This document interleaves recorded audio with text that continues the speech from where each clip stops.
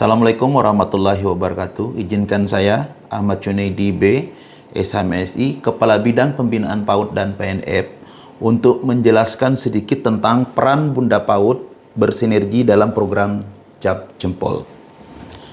Hal ini penting saya jelaskan bahwa berdasarkan data tingkat partisipasi orang tua wali murid untuk menyekolahkan anaknya di PAUD di usia 5 sampai dengan 6 tahun itu kondisinya masih rendah berdasarkan SPM Rapot Pendidikan di Kabupaten Kutai Timur, yaitu masih 59,61 secara nasional.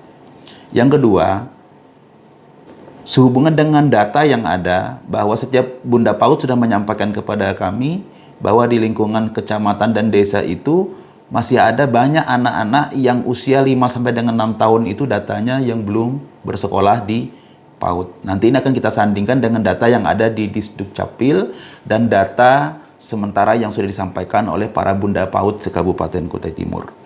Untuk itu, perkenankan saya akan menyampaikan beberapa tahapan cap jempol sebagai berikut. Yang pertama adalah data sosialisasi. Untuk sosialisasi ini kita lakukan dengan dua versi, yaitu melalui media sosial online ya, maupun dengan melalui surat edaran, ya, surat dari Bupati dan edaran dari Pokja Bunda PAUD. Yang kedua yaitu pendataan dan pendaftaran. Nah, untuk pendataan dan pendaftaran ini kita lakukan dua hal, itu bisa melalui LMS cap jempol secara teknologinya. Yang kedua bisa dilakukan secara manual, yaitu door to door yang dilakukan oleh para istri ketua RT di lingkungannya masing-masing untuk mendeteksi tentang keberadaan anak-anak usia 5-6 tahun yang tidak bersekolah dengan berbagai macam latar belakang ekonomi dan seterusnya seperti itu. Nah, untuk pendataan dan pendaftaran, saya ingin sampaikan bahwa peran istri ketua RT sangatlah penting karena beliaulah yang sangat mengetahui di lingkungannya anak yang usia 5 sampai dengan 6 tahun tidak belajar. Nah, supaya diambil data kakaknya ya, dan disetorkan kepada pihak desa. Nanti satuan PAUD terdekat akan menjemput data itu untuk diinput di dalam data pokok pendidikan di satuan PAUD tersebut.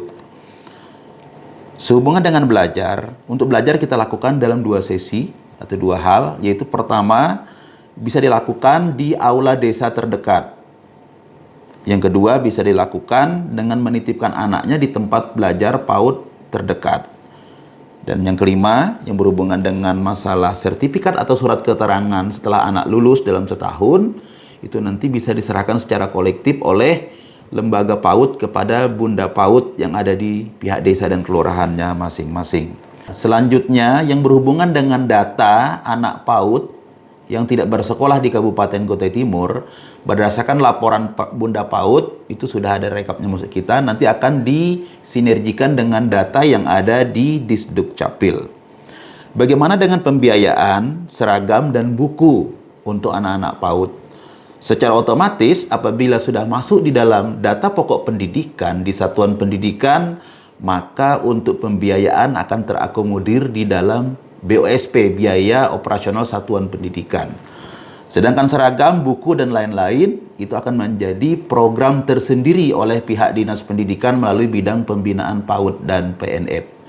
Demikian apa yang dapat kami sampaikan, kurang lebihnya saya mohon maaf. Wassalamualaikum warahmatullahi wabarakatuh.